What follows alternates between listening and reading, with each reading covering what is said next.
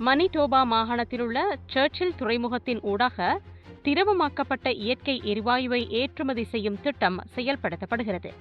மத்திய அரசு ஒரு கடுமையான காலக்கெடுவை நிர்ணயித்துள்ளதாக மாகாண முதல்வர் வெப்கினு தெரிவித்துள்ளார். 2030 ஆண்டுக்குள் சர்ச்சில் துறைமுகத்தில் இருந்து LNG ஏற்றுமதியை தொடங்க வேண்டும்.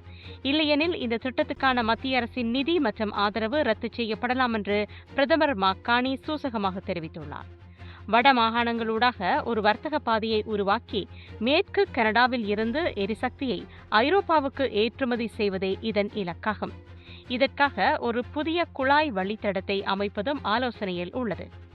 மத்திய அரசு பெரிய திட்டங்களை விரைவாக செய்து முடிக்க விரும்புகிறது. இந்த 4 ஆண்டு காலக்கெடுவுக்குள் நாம் செயற்படாவிட்டால் மனிடோபா மற்றும் கனேடிய பொருளாதாரம் பெற வேண்டிய பெரும் நன்மைகளை இழக்க நேரிடும் என்று அவர் எச்சரித்திருக்கின்றார்.